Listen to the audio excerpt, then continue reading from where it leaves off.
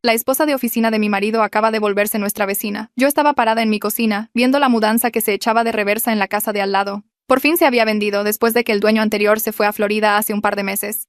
Horneé galletas para darles la bienvenida al vecindario y caminé hacia allá. La puerta principal estaba abierta con cajas por todas partes. Toqué en el marco y dije, «Hola, soy la de al lado». Les traje unas galletitas. Oí pasos que venían del fondo, tacones resonando en el piso de madera. Y entonces apareció ella, pelo güero perfectamente peinado, falda de tubo y blusa de seda, como si fuera vestida para la oficina, no para desempacar. Una sonrisa que no le llegaba a los ojos. «Ay, Dios mío», dijo. «Elena, ¿verdad? La esposa de Beto». Era Mónica. La Mónica. Mi esposo Beto se quejaba de ella todo el tiempo, diciendo que hablaba demasiado y que siempre necesitaba su ayuda con proyectos. Decía que no lo dejaba en paz como una cucaracha que nunca muere. Ella incluso había empezado a llamarse a sí misma su esposa de oficina solo porque pasaban mucho tiempo juntos en el trabajo. «Sorpresa», dijo. Y algo en la forma en que lo dijo me puso la piel de gallina. «Parece que ahora somos vecinas», dijo Mónica, con esa sorpresa como si hubiera estado esperando decirlo, como si lo hubiera ensayado. Me la pasé reviviendo eso en mi cabeza mientras hacía la cena esa noche. La forma en que iba vestida. La forma en que sonreía como si ya hubiera ganado algo por lo que yo no sabía que estábamos compitiendo. Quizás estaba siendo paranoica. Tal vez de verdad era solo una coincidencia. ¿Coincidencia? Creo que no, porque las coincidencias no suelen hacerte temblar las manos cuando piensas en ellas. Antes de entrar en eso, déjenme contarles cómo llegamos aquí. Beto y yo llevábamos casados 10 años. Nos conocimos en la universidad y nos casamos 2 años después de graduarnos. Ahora tenemos 2 hijos. Susana de 8 y Javier de 6. Trabajamos muy duro para llegar a donde estábamos. Ahorramos hasta el último centavo. Hicimos sacrificios. Y el año pasado por fin compramos la casa de nuestros sueños en el vecindario que siempre quisimos. Buenas escuelas, calles seguras, vecinos amigables. O eso creía. Había oído hablar de Mónica durante años. Beto trabajaba en finanzas y ella estaba en contabilidad. Según él, era la persona más fastidiosa de toda la empresa. Hablaba sin parar, se reía demasiado fuerte en las juntas y se aparecía en su escritorio varias veces al día haciendo preguntas que fácilmente podía buscar en Google. «Es agotadora», decía cuando llegaba a casa del trabajo. «No sé cómo la aguanta la gente». Honestamente, me daba pena por él. Llegaba estresado con algo nuevo que Mónica había hecho y que le molestaba, y luego ella empezó a llamarse su esposa de oficina. Beto me lo contó con asco. Dijo que se había presentado ante un empleado nuevo como la esposa de oficina de Beto, y que él quería que se lo tragara la tierra. Y ella siguió diciéndolo en juntas, en correos, a clientes. Se refería a sí misma como su media naranja de la oficina y se reía. «Eso es súper inapropiado», le dije cuando me lo contó. «Así es, Mónica», me contestó. «No tiene límites, no tiene pena. De hecho, cree que es tierno». «¿Por qué no hablas con recursos humanos?», le pregunté. «¿Y les digo qué? Es fastidiosa. Me pide ayuda con el trabajo. Se llama mi esposa de oficina. Se burlarían de mí». Así que él se aguantó. Y yo confiaba en él ciegamente. Porque, ¿quién se queja tanto de alguien que realmente le interesa? Beto regresó del trabajo unas horas después de que conocí a Mónica, y se quedó totalmente quieto cuando le dije que ella había comprado la casa de al lado. Puso una cara que no pude descifrar. «Qué raro», dijo. «Nunca me mencionó que estaba buscando casa». «Esto va a ser un problema», suspiré. «¿Por qué? Ahora solo es una vecina. Probablemente sea una coincidencia. Es un buen barrio. Buenas escuelas. Tiene sentido». Lo dijo con tanta ligereza, con tanta indiferencia, como si yo estuviera exagerando. Pero eso no tenía sentido. Beto debió haberse molestado. Eso era lo que no dejaba de pensar. Durante 4 años se quejó de esta mujer sin parar. Que era agotadora. Que era pegajosa. Que no lo dejaba en paz. Y ahora vivía a 3 metros de nuestro cuarto y él le restó importancia como si le hubiera dicho que se nos acabó la leche. Algo estaba mal en esa cuenta. Algo no cuadraba. Y yo iba a prestar mucha atención hasta que descubriera qué era. No le tomó mucho tiempo a Mónica empezar a sentirse como en casa. No en su casa. En la mía. La primera vez que tocó a nuestra puerta fue un domingo por la tarde. Beto estaba en el patio asando hamburguesas y yo estaba poniendo la mesa cuando sonó el timbre. Mónica estaba ahí parada, sosteniendo una botella de vino y sonriendo. Olí la carnita asada y pensé en traer algo para contribuir. «Espero que no te moleste». Traté de ser acogedora, de verdad que lo hice. Tal vez Beto y yo la habíamos juzgado muy duramente y en realidad solo estaba solitaria y buscando amigos. Así que le di un plato, le serví una bebida y le hice espacio en nuestra mesa. Pero entonces se sentó junto a Beto. No frente a él donde había una silla vacía. Junto a él. Tan cerca que sus codos se tocaron cuando alcanzaron la sal. «¿No te importa, verdad, Elena?», preguntó después de que ya se había sentado. Beto y yo nos sentamos juntos en cada comida de trabajo. Maña. Sí me importaba. Pero sonreí y dije que estaba bien. Porque ¿qué más podía decir? «¿No te sientes al lado de mi marido en mi propia mesa?» Sonaría como una loca. A mitad de la comida, Susana tiró su jugo y antes de que pudiera agarrar una servilleta, Mónica ya se había levantado. Yo me encargo, mi vida, dijo limpiando la blusa de mi hija con la toalla que guardaba junto al fregadero. La toalla que de alguna manera sabía que estaba allí, a pesar de que nunca antes había estado en mi cocina. Listo, como nueva. ¿Sabes que tu papi también derrama cosas en el trabajo todo el tiempo? Siempre le estoy limpiando. ¿Tú le limpias a papi?, preguntó Susana. Alguien tiene que hacerlo. Se rió Mónica. Está desamparado sin su esposa de oficina. ¿Verdad, Beto? Beto se rió entre dientes y negó con la cabeza, pero no la corrigió. No dijo: en realidad no eres mi esposa de oficina. Simplemente lo dejó pasar como si fuera cierto. Después de la cena, empecé a levantar los platos y Mónica se levantó para ayudar. Tú lavas, yo seco, dijo, colocándose en mi fregadero como si fuera su lugar. Beto, mi amor, ¿puedes tener entretenidos a los niños un minuto? Plática de chavas. Beto, mi amor. Llamó a mi esposo mi amor en mi casa y él simplemente asintió y se llevó a los niños afuera como si fuera normal. Entonces, Elena, dijo Mónica una vez que estuvimos solas. ¿Cuánto tiempo llevan Beto y tú juntos? 12 años, 10 casados. Órale. Es mucho tiempo. Las cosas se deben poner bastante monótonas a estas alturas, ¿no? Estamos felices. Ay, seguro que sí. Solo que me refiero a que debe ser difícil mantener las cosas emocionantes después de tanto tiempo. Beto me dijo que ustedes han estado un poco estancados últimamente. Dejé de lavar. Él dijo eso. No te preocupes, no entró en detalles. Solo mencionó que las cosas han estado un poco frías. Íntimamente. Dijo esa última palabra en voz baja, como si estuviéramos compartiendo un secreto. Le dije que eso es totalmente normal. Todo matrimonio pasa por rachas secas. Como si ella supiera mucho de matrimonios. Mi esposo había hablado con esta mujer sobre nuestra vida íntima. Sobre nuestras rachas secas. Sentí que algo frío se instalaba en mi pecho. Pero mantuve la voz firme. Beto y yo estamos bien. Claro que lo están, dijo, palmeándome el brazo con una mano mojada. Solo digo que, si alguna vez necesitas consejo. Me han dicho que soy muy buena para mantener el interés de los hombres. Me sonrió y por un segundo la máscara se cayó. Vi algo debajo. Algo hambriento. Entonces Beto regresó con los niños y ella volvió a ser toda dulzura. Abrazó a Susana para despedirse, chocó los 5 con Javier, le dijo a Beto que lo vería el lunes con una mirada que duró un segundo de más. Esa noche le pregunté a Beto si le había contado a Mónica sobre nuestra relación. Dijo que no se acordaba. Dijo que probablemente ella había malinterpretado algo que él dijo sobre estar cansado y que yo estaba exagerando. No había forma de que yo lo estuviera haciendo. Las siguientes semanas Mónica encontró razones para estar en nuestra casa constantemente. Necesitaba la ayuda de Beto con su triturador de basura. Quería que le prestáramos nuestra escalera. Traía galletas que había horneado y justo llegaba cuando Beto volvía del trabajo.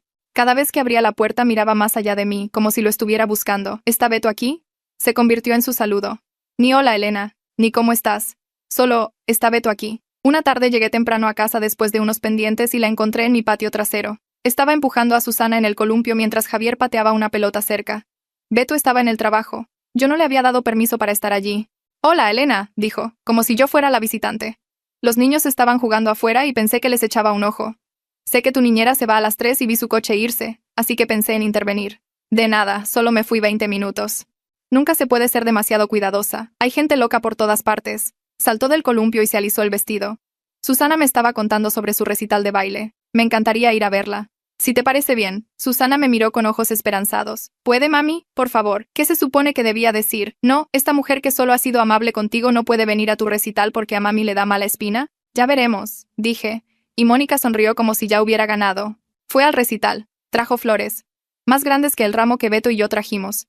Se sentó en la primera fila y aplaudió más fuerte que nadie y después, Susana corrió hacia ella primero. Vi a mi hija abrazar el cuello de esta mujer mientras yo estaba a 1 metro, sosteniendo mis flores más pequeñas, como si fueran una ocurrencia tardía. Tiene tanto talento, le dijo Mónica a Beto, lo suficientemente fuerte para que todos a nuestro alrededor escucharan.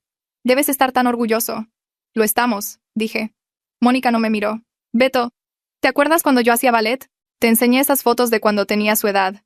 Susana tiene la misma gracia natural. ¿Hacías ballet?, preguntó Susana. Cuando era pequeña.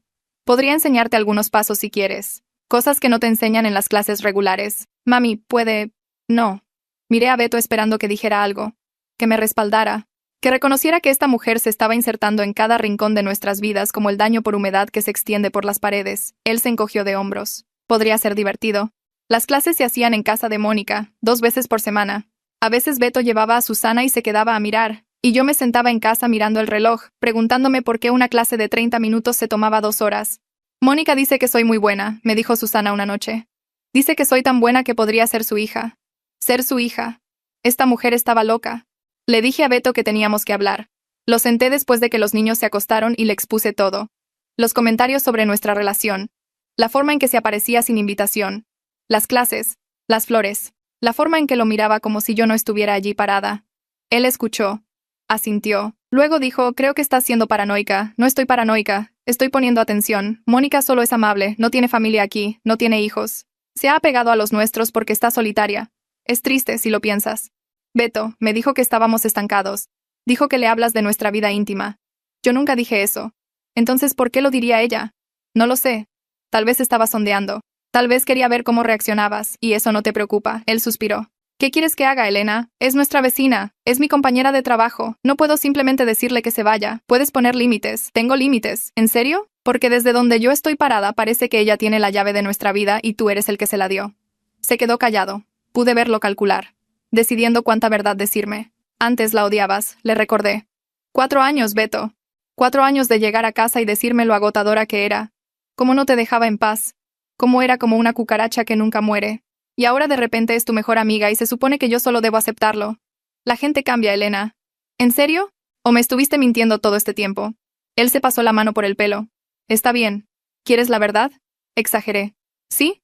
Me quejé de ella porque eso es lo que la gente hace con los compañeros de trabajo. Me desahogué porque estaba estresado y ella era un blanco fácil. Pero en realidad no es tan mala. Y, honestamente, me siento culpable por todas las cosas que dije. Estaba siendo cruel sin razón y estoy tratando de ser mejor. Tratando de ser mejor, dije, sin creerle ni un minuto, sí. Estoy tratando de crecer como persona, estoy tratando de dejar de ser tan negativo con las personas que no se lo merecen. Y si no puedes lidiar con el hecho de que quiero ser un hombre mejor, entonces tal vez el problema aquí eres tú. No, Mónica. Tú. Me quedé allí, asimilándolo todo. Le había dado la vuelta a todo. De alguna manera, me convirtió en la villana por darme cuenta. Se convirtió en el héroe por cambiar. Y en algún lugar en el medio, Mónica llegó a ser la víctima inocente de mis fantasías de ama de casa paranoica. Bien, dije. Bien, Beto. Sé mejor. Crece. Lo que sea. Pero te lo digo ahora mismo. Algo anda mal. Y cuando esto explote, necesito que recuerdes que te lo advertí. Me besó la frente como si yo fuera una niña que acababa de hacer un berrinche. Nada va a explotar. Te lo prometo. Lo dejé ir. O lo intenté. Dejé de mencionar el nombre de Mónica. Dejé de cuestionar las clases de ballet, las visitas al azar y la forma en que miraba a mi esposo. Me dije que estaba siendo loca y celosa y tal vez Beto tenía razón. Tal vez yo era el problema. Pero 2 semanas después, no podía dormir. Bajé por agua alrededor de la medianoche y miré por la ventana de la cocina como siempre lo hacía. Nuestro patio trasero estaba oscuro. La línea de la cerca estaba sombreada por el roble que plantamos cuando nos mudamos. Pero había movimiento. Entrecerré los ojos y me acerqué al vidrio. Había 2 figuras paradas en la cerca, Beto en sus pants y camiseta, Mónica en una bata de seda que apenas le cubría las pompis. Estaban hablando en voz baja. No podía oír lo que decían, pero podía ver lo cerca que estaban parados. Pude ver su mano posada en su antebrazo. Pude verlo inclinarse como si ella fuera magnética y él no pudiera evitarlo. Ella se rió de algo que él dijo y le tocó el pecho. Dejó que sus dedos se quedaran allí un segundo de más. Él no se echó para atrás, no le quitó la mano. Solo se quedó allí, absorbiéndolo como un hombre que muere de sed. Observé durante 5 minutos. Vi cómo se echaba el pelo hacia atrás. Lo vi sonreír de una manera que no me había sonreído a mí en meses. Vi cómo lo que fuera que había entre ellos palpitaba como algo vivo en la oscuridad. Luego volví a la cama y fingí estar dormida cuando él entró 20 minutos después. A la mañana siguiente esperé hasta que los niños se fueron a la escuela. Me serví una taza de café y me senté frente a Beto en la mesa de la cocina. Él estaba viendo su teléfono, comiendo pan tostado como si fuera un viernes cualquiera. Como si no hubiera estado susurrando con otra mujer en nuestro patio trasero 12 horas antes. Levantó la vista de su café. ¿Qué? En la cerca. Con Mónica. Medianoche. Ella en una bata. Ustedes con las manos por todos lados. Dejó su teléfono. No fue así. Entonces dime cómo fue. No podía dormir. Salí a tomar el aire. Ella también estaba afuera. Hablamos por unos minutos. Eso es todo. Te observé durante 5 minutos. Vi todo. Así que no te sientes ahí a decirme que no fue así cuando lo vi con mis propios ojos. Se quedó en silencio por un momento. Pude verlo analizar sus opciones. Negar más fuerte. Manipular más. Decirme que lo imaginé. Decirme que estaba soñando.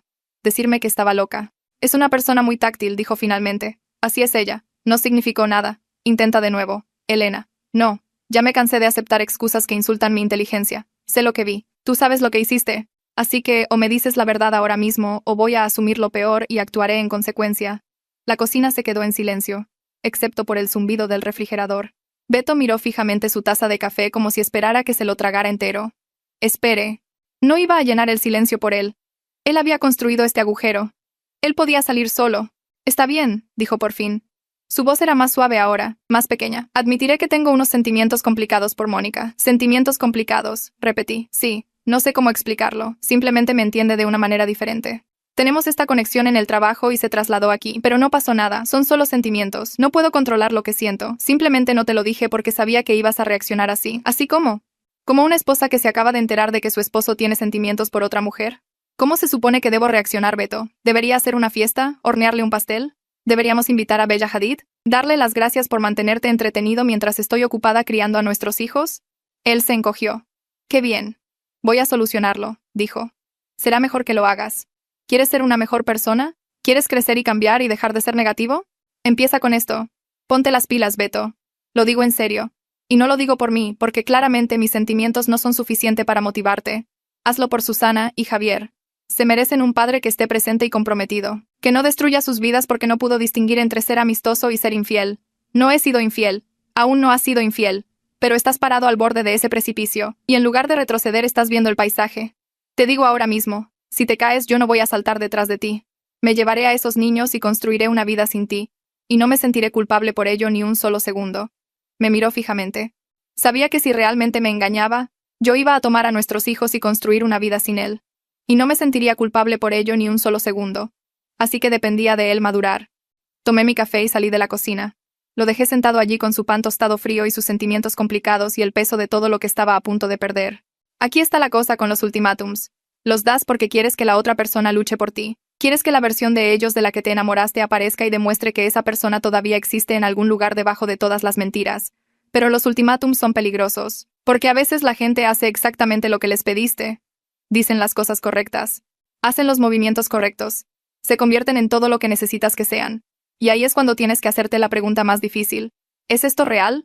¿O es solo una mejor actuación? Beto regresó a casa esa noche con un ramo de rosas, me las entregó y me jaló a un abrazo antes de que pudiera decir algo. Nos quedamos allí en la cocina por un largo rato, con sus brazos a mi alrededor y su barbilla apoyada en mi cabeza. Lo siento, dijo en voz baja. He sido un idiota.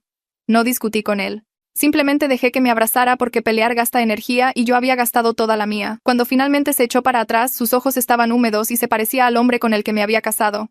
No al extraño que había estado defendiendo a Mónica durante meses. Mi esposo. El que había estado esperando que volviera. Voy a arreglar esto, dijo. Tú y los niños son mi todo. Entonces demuéstramelo. Lo haré. Empezando ahora mismo. Me quitó las rosas de la mano y encontró un florero debajo del fregadero. ¿Te acuerdas cuando te traía flores todos los viernes cuando estábamos saliendo? Eso fue hace mucho tiempo. Demasiado. Dejé de hacer las cosas que hicieron que te enamoraras de mí, y luego me sorprendí cuando te sentiste abandonada.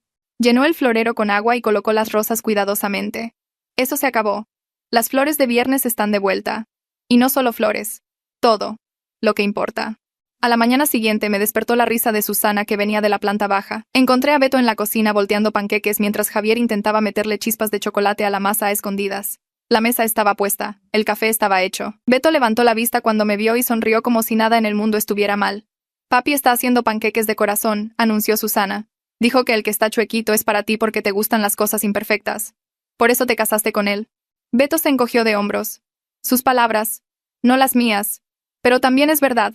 ¿Cuánto tiempo llevan despiertos?, pregunté, sirviéndome café. Desde las 7, dijo Beto. Quería dejarte dormir. Has estado cargando con todo aquí durante meses y yo he estado demasiado distraído para darme cuenta. Así que hoy, tú descansas. Nosotros nos encargamos del desayuno. ¿Verdad, chicos? ¿Verdad?, dijeron Javier y Susana al unísono. Y después del desayuno, vamos al parque, continuó Beto. Luego por un helado. Luego, lo que mami quiera hacer. Hoy es el día de agradecimiento a Elena. Eso no es algo real, dije. Ahora lo es. Lo acabo de inventar. Me senté y los observé. Así eran nuestros sábados por la mañana antes de que todo se complicara. Antes de que empezara a temer los fines de semana porque significaba más tiempo para notar cosas que no quería ver.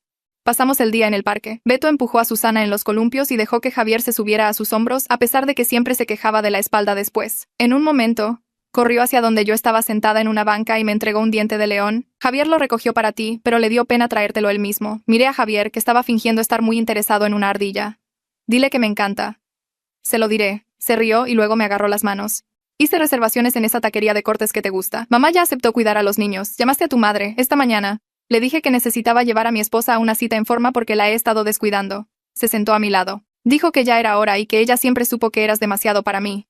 Mujer inteligente. De verdad que lo es. Su teléfono vibró una vez durante el almuerzo y lo puso en silencio sin mirar la pantalla. Cuando levanté una ceja, dijo, día familiar. Todo lo demás puede esperar. Quería creerlo. Quería sumergirme en esta versión de mi vida y olvidar que los últimos meses habían sucedido, pero todavía había una parte de mí esperando que la máscara se cayera. Atenta al momento en que revisaría su teléfono o miraría hacia la casa de Mónica o encontraría una excusa para salir solo. Ese momento no llegó. La semana que siguió se sintió como si alguien hubiera retrocedido el tiempo. Beto llegaba a casa justo después del trabajo todos los días. Me mandaba mensajes durante el almuerzo solo para decirme que me extrañaba, ayudaba con la tarea y daba la hora del baño sin que se lo pidieran y se dormía a mi lado en el sillón en lugar de desaparecer en el garaje. El nombre de Mónica no surgió ni una vez. Ni una queja. Ni una mención. Nada. Fue entonces cuando la culpa empezó a aparecer. Pensé en todas las malas caras que le había puesto a Mónica, la forma en que la había excluido de las conversaciones. La frialdad que le había mostrado cuando probablemente solo era una mujer solitaria tratando de hacer amigos en un nuevo vecindario. Había traído vino a nuestra carne asada y yo había actuado como si estuviera conspirando para robar a mi familia. Lo mencioné con Beto una mañana mientras se alistaba para el trabajo. ¿Crees que debería disculparme con Mónica? Hizo una pausa con la corbata a medio hacer, porque por haber sido tan grosera con ella, probablemente piensa que estoy completamente desquiciada. No fuiste grosera, estabas protegiendo a tu familia. Hay una diferencia. La acusé de intentar seducirte porque se sentó a tu lado en la cena. De acuerdo, eso fue un poco demasiado, admitió, pero yo no ayudé a la situación. Debí haber establecido límites más claros desde el principio en lugar de dejar que las cosas se pusieran raras. Terminó su corbata y se giró para mirarme. De hecho, ella me dijo que se siente mal por todo. Ha estado manteniendo su distancia porque no quiere causar más problemas. Eso lo empeoró. Esta mujer había estado caminando de puntitas por su propio vecindario por mi culpa. Porque yo había creado una villana por analizar demasiado todo y caer en mis delirios. Al día siguiente tuve el día libre. Días de vacaciones que necesitaba usar antes de que caducaran. Beto se fue alrededor de las 8 con un beso y la promesa de traer comida china para la cena. Pasé la mañana limpiando y pensando en lo que le diría a Mónica. Tal vez hornearía algo. Se lo llevaría como una oferta de paz. Podríamos empezar de cero. Alrededor del mediodía, agarré mis llaves y me dirigí a mi coche. Necesitaba algunas cosas de la tienda de todos modos. Salí del garaje y comencé a bajar por nuestra calle. Fue entonces cuando lo vi. El coche de Beto. Estacionado en la entrada de Mónica. En medio del día. Las persianas cerradas. Me detuve y lo miré fijamente. Se suponía que estaba en el trabajo. Me había besado de despedida hacía 4 horas y me había contado sobre las juntas que tenía programadas hasta las 5. Pero ahí estaba su coche, estacionado en su entrada como si perteneciera allí. Las rosas. Los panqueques. El día familiar en el parque. El restaurante de cortes. El diente de león que Javier no se atrevió a entregar él mismo. Todo me pasó por la mente. Pero se veía diferente ahora. Se veía como una escena de una película donde la audiencia sabe más que la protagonista, donde todos están gritando a la pantalla porque pueden ver lo que ella no puede. Me senté en mi coche con las manos en el volante. No había cambiado. Simplemente se había vuelto mejor haciéndome creer que lo había hecho. Hay un momento en todo matrimonio en el que te das cuenta de que has estado jugando con reglas que solo tú sigues. Luchas limpiamente. Te comunicas. Das segundas oportunidades. Y todo el tiempo la otra persona está haciendo lo que quiere porque sabe que seguirás intentándolo. Sabe que seguirás esperando. Sabe que lo amas más de lo que te amas a ti misma. Pero esa es la cosa con la esperanza. Eventualmente se acaba. Y cuando lo hace, dejas de pedir que las cosas cambien. Empiezas a hacer que cambien. Lo llamé primero. No sé por qué. Tal vez quería darle una última oportunidad de decir la verdad. Tal vez quería oír la mentira salir de su boca para dejar de sentirme culpable por lo que estaba a punto de hacer. Contestó al cuarto timbrazo. Hola. Su voz era pesada, sin aliento. Como si acabara de subir un tramo de escaleras. O algo más. ¿Dónde estás? En el trabajo. Está de locos hoy. Juntas seguidas hasta las 5. Oí un crujido, movimiento. Todo bien, sí. Solo quería escuchar tu voz. Qué linda, mi vida. Estoy distraído, se nota. Oye, me tengo que ir. Holloway está esperando esas proyecciones. Te veo en la noche, ¿ok? Te amo. Colgó antes de que pudiera responder. Me senté en mi coche durante 1 minuto entero mirando su nombre en la pantalla de mi teléfono, juntas seguidas. Las proyecciones de Holloway. Las mismas mentiras que había estado diciendo durante meses, probablemente. La misma voz que había usado para prometerme que las flores de viernes estaban de vuelta. La misma boca que me había besado de despedida esta mañana antes de conducir directamente a su casa. Su coche estaba en la entrada de Mónica. Había pasado por ahí por una corazonada. Solo para verificar. Solo para demostrar que estaba equivocada. Pero ahí estaba. El Mustang negro que le ayudé a elegir hace 2 años. Estacionado detrás de su Nissan blanco como si perteneciera allí. Me estacioné detrás de él. Lo bloqueé. Si iba a correr tendría que pasar por mí primero. La puerta principal estaba sin seguro. No toqué. Entré como si fuera dueña del lugar porque de alguna manera lo era. cada noche que había pasado trabajando hasta tarde, cada conferencia telefónica de fin de semana que duraba 3 horas, cada viaje de negocios que requería que se fuera el viernes y regresara el lunes. Yo había pagado por esto. Me había ganado el derecho de cruzar esa puerta. La sala estaba oscura, las cortinas corridas, velas de vainilla parpadeando en la mesita de centro como si esto fuera una especie de película romántica y no la destrucción de todo lo que había construido. Los oí antes de verlos. Una risa baja. Su voz murmurando algo que no pude distinguir, ella respondiendo con un sonido que me hizo apretar la mandíbula. Estaban en el sillón, la camisa de Beto estaba desabotonada hasta el estómago, Mónica estaba a horcajadas sobre él, su blusa en algún lugar del suelo, sus manos en su pelo, ninguno de los dos me oyó entrar. Estaban demasiado ocupados, demasiado distraídos, demasiado seguros de que se habían salido con la suya. Juntas seguidas, ¿eh? La cabeza de Beto giró hacia mí tan rápido que pensé que se lastimaría. Empujó a Mónica de su regazo y se puso de pie torpemente. Sus manos volaron a sus botones como si cubrirse ahora borrara lo que ya había visto. Elena. Dijo mi nombre como si fuera una palabra extraña, como si hubiera olvidado que existía. ¿Qué estás? ¿Cómo? Tu coche está en su entrada, en medio de un martes, mientras supuestamente estás en juntas seguidas. Me apoyé en el marco de la puerta. Crucé los brazos. No soy detective, Beto, pero hasta yo puedo resolver ese misterio. Mónica no se puso nerviosa. No entró en pánico. Se puso de pie lentamente, alisándose el pelo como si acabara de despertar de una siesta. Su labial ni siquiera estaba corrido. Buscó su blusa y se la puso un brazo a la vez, tomándose su tiempo, dejándome mirar. Pudiste haber enviado un mensaje de texto primero, dijo. Avisarnos. Perdón. No me di cuenta de que necesitaba una cita para atrapar a mi esposo siéndome infiel. Siéndome infiel es una palabra tan fea, dijo ella. Se abotonó la blusa de abajo hacia arriba. Yo prefiero, conectando. Beto y yo tenemos una conexión, siempre la hemos tenido. Después de todo, soy su esposa de oficina. Esa frase de nuevo. A ella le encantaba restregármela en la cara y a él le encantaba ignorarla. Beto dio un paso hacia mí, con las manos levantadas como si se acercara a un animal salvaje. Elena, escúchame. Esto no es lo que parece. Tienes razón. Parece que estabas a punto de acostarte con tu compañera de trabajo en su sillón. Pero estoy segura de que solo le estabas dando respiración de boca a boca. Muy minuciosa. Mónica se rió. Un sonido corto y agudo. Es más lista de lo que le das crédito, Beto. Te dije que eventualmente se daría cuenta. Cállate, se giró para enfrentarla. Esto es tu culpa, tú lo provocaste, te mudaste aquí, no me dejabas en paz. Ay, por favor. Mónica puso los ojos en blanco. Me estabas mandando mensajes antes de que yo firmara el contrato. Me ayudaste a elegir los colores de pintura. Me dijiste de qué lado de la cerca había mejor vista de tu ventana. No actúes como si fueras la víctima aquí. Vi el rostro de Beto cambiar. El pánico se convirtió en algo más duro, algo más mezquino. Se giró hacia mí con una mirada que nunca antes había visto. O tal vez sí. Y simplemente me negué a reconocerla. ¿Sabes qué? Bien, sí, Mónica y yo hemos estado pasando tiempo juntos. Pero te has preguntado por qué punto dio un paso más cerca.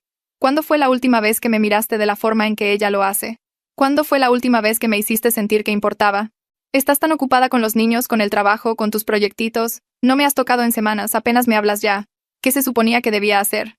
No acostarte con una vecina parece un buen comienzo. Tú creaste esta situación. Si hubieras estado prestando atención a tu matrimonio. Así que es mi culpa. Asentí lentamente. Yo hice que me mintieras durante meses. Yo hice que te escondieras a mis espaldas. Yo hice que la trajeras a la vida de nuestros hijos y permitieras que se encariñaran con la mujer con la que planeabas reemplazarme. Eso no fue lo que dije. Eso es exactamente lo que dijiste. Solo estás molesto de que lo repitas sin adornos. Mónica se movió para pararse al lado de Beto. Cerca. Posesiva. Su mano rozó su brazo como si estuviera reclamando territorio.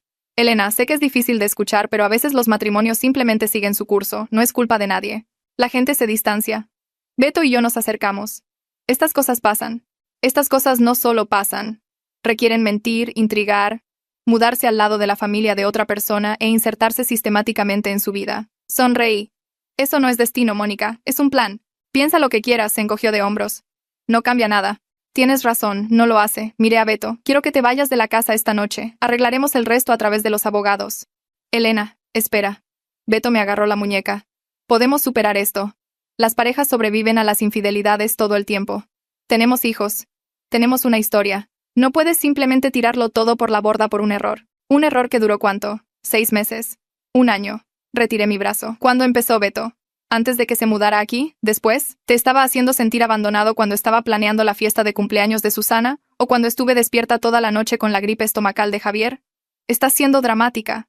Y tú estás siendo un cobarde. Elige a uno de nosotros y dilo en voz alta. Ahora mismo. Silencio. Beto me miró, luego a Mónica, luego de vuelta a mí, abrió la boca, la cerró, abrió de nuevo. Mónica llenó el silencio por él. Hay algo que debes saber antes de tomar cualquier gran decisión. Su mano se movió a su estómago. Se posó allí, ligera, casi casual. Estoy embarazada. 8 semanas. Es bebé de Beto. La habitación se detuvo. Todo se detuvo. Pude oír las llamas de las velas parpadeando, el zumbido del refrigerador en la cocina, el sonido de mi propio corazón latiendo en mis oídos. ¿Lo sabías?, le pregunté a Beto. Me acaba de decir, hoy. Por eso vine. Estaba tratando de averiguar cómo manejarlo. Su voz se quebró. Te lo iba a decir. Lo juro. Solo necesitaba tiempo para pensar. Tiempo para pensar. Me reí. El sonido era hueco. Tu novia está embarazada. Y necesitabas tiempo para pensar si mencionárselo a tu esposa. No es mi novia. Lleva a tu bebé. Creo que eso califica. Mónica sonrió. La misma sonrisa dulce y paciente que había usado en cada carne asada. Cada evento escolar. Cada conversación donde había fingido ser mi amiga mientras planeaba quitarme todo lo que tenía. Esto no tiene que ser un desastre, dijo.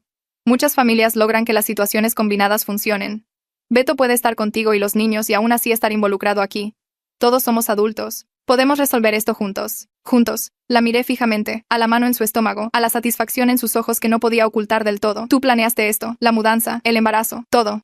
Vi lo que quería y fui por ello. Eso no es un crimen. No. Solo es patético. Me giré hacia Beto. No vengas a mi casa. No llames. No les mandes mensajes a los niños con alguna explicación sobre necesitar espacio. Tú te encargas de lo que les vas a decir y luego hablamos. Salí sin esperar una respuesta. Podía oír a Beto gritar mi nombre. Podía sentir a Mónica observando desde la ventana. 3 metros de pasto entre su puerta y la mía. 3 metros que había caminado 100 veces trayendo galletas y haciendo plática y tratando de ser una buena vecina. Ella podía quedarse con los 3 metros. Podía quedarse con Beto. Podía quedarse con cualquier resto de vida que lograran construir juntos. Embarazada.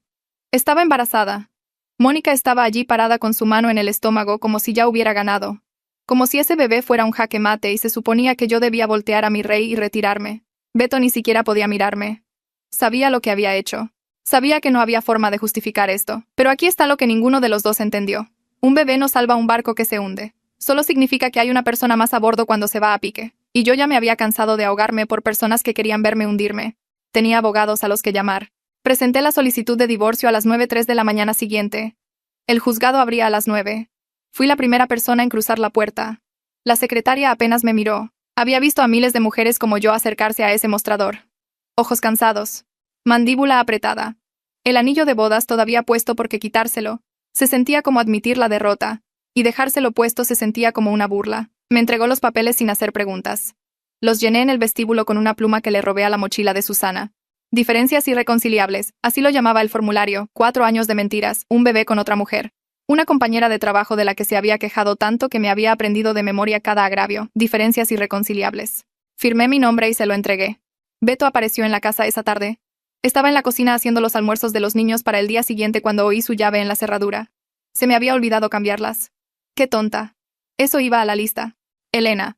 Se quedó parado en el umbral como un extraño, como si no estuviera seguro de si se le permitía entrar. Bien. No debería estar seguro. Necesitamos hablar. Presenté la solicitud esta mañana. Su rostro se arrugó. De verdad se arrugó. Como una bolsa de papel pisada. ¿Ya? Ni siquiera me diste la oportunidad de explicar. Tuviste muchas oportunidades. Las usaste para mentirme. Cometí un error, se acercó. Su voz era suave, cautelosa. El mismo tono que había usado 1000 veces para tranquilizarme cuando estaba molesta. La gente comete errores, Elena. Eso no significa que tiramos 10 años de matrimonio. Piensa en los niños. Piensa en lo que esto les va a hacer. Sí estoy pensando en los niños. Seguí untando la crema de cacahuate en el pan. Trazos suaves. Capas uniformes. Estoy pensando en lo que les haría crecer viendo a su madre aceptar que la traten como basura. Estoy pensando en lo que le enseñaría a Susana sobre cómo deben permitir que los hombres se comporten. Estoy pensando en lo que le enseñaría a Javier sobre la responsabilidad. ¿Así que eso es todo? ¿Simplemente ya terminaste? Ni siquiera vas a intentar. Dejé el cuchillo y me giré para mirarlo. Parecía más pequeño de lo que recordaba. O tal vez finalmente lo estaba viendo en su tamaño real. Intenté durante 10 años. Intenté cuando trabajabas hasta tarde todas las noches y yo estaba sola en casa con un recién nacido. Intenté cuando olvidaste nuestro aniversario 3 años seguidos. Intenté cuando te quejaste de Mónica constantemente y yo escuché y me compadecí, y ni una sola vez sospeché que la razón por la que no podías dejar de hablar de ella era porque no podías dejar de pensar en ella.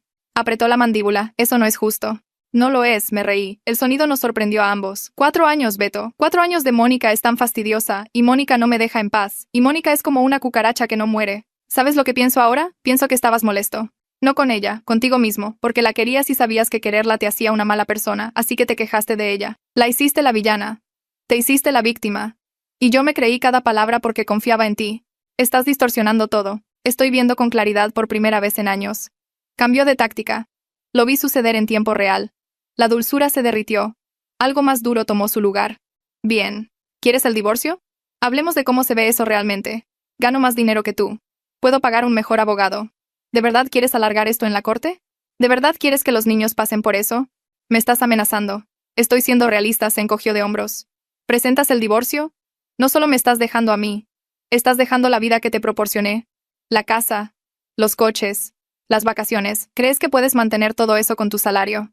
Volví a tomar el cuchillo. Volví a los sándwiches. Creo que preferiría vivir en un mini apartamento con mi dignidad que en una mansión con un hombre que se acuesta con la vecina y me culpa a mí por ello. Elena, vete. No levante la voz. No lo necesitaba. Los niños llegarán a casa en 1 hora. No quiero que te vean aquí. Puedes recogerlos el sábado, supervisado en casa de mi madre, hasta que resolvamos un horario real. Se quedó allí por un largo momento. Podía sentirlo sopesando sus opciones, tratando de encontrar un ángulo que funcionara. No había ninguno, así que se fue sin decir otra palabra. El divorcio tardó 4 meses. 4 meses de abogados y papeleo y negociaciones de custodia y Beto apareciendo en cada reunión con una nueva estrategia. Primero intentó el remordimiento, luego intentó el enojo, luego intentó hacerme parecer inestable. Su abogada mencionó mi comportamiento errático y mis acusaciones paranoicas. Mi abogada sacó a relucir los mensajes de texto que había solicitado de su teléfono. 14 meses de conversaciones con Mónica, fotos explícitas, planes para dejarme una vez que Javier comenzara el kinder para que fuera menos disruptivo. La jueza me dio la custodia principal. Beto obtuvo cada 2 fines de semana y las cenas de los miércoles. También obtuvo el privilegio de pagar la manutención de los hijos para 2 hogares ahora, ya que el bebé de Mónica nacería en 5 meses. Los vi juntos una vez, unas 3 semanas después de que se finalizó el divorcio. Estaba recogiendo a Susana de ballet, la clase que Mónica había dejado de ofrecer una vez que se dio cuenta de que el acceso gratuito a mis hijos ya no era parte del paquete. El coche de Beto estaba estacionado fuera de la casa de Mónica. Pude verlos a través de la ventana.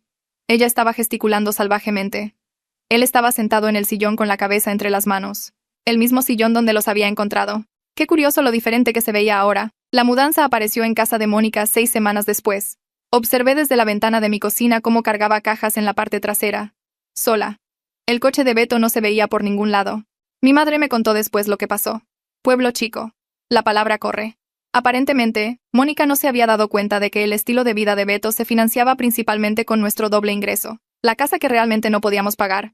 Los coches que habíamos rentado en lugar de comprar. La deuda de tarjeta de crédito que habíamos estado equilibrando durante años. Ella pensó que estaba consiguiendo a un exitoso hombre de finanzas con una linda casa y un futuro estable. Lo que obtuvo fue un hombre pagando manutención a 2 mujeres, viviendo en un apartamento de una recámara y llorando en su cerveza por la familia que había tirado por la borda. Ella lo dejó 3 semanas antes de que naciera el bebé. No sé a dónde se fue, no me importa. La casa de al lado estuvo vacía durante 2 meses antes de que la comprara una pareja de personas mayores y amables. Me trajeron galletas el día que se mudaron. Casi me río.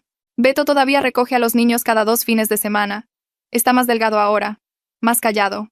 El encanto que solía funcionar con todos ya no parece quedarle. Susana me dijo que a veces llora cuando piensa que ella no está mirando. Javier me preguntó la semana pasada si papi estaba triste por algo que él hizo. Le dije que no, papi estaba triste por algo que papi hizo, y esa es una diferencia importante.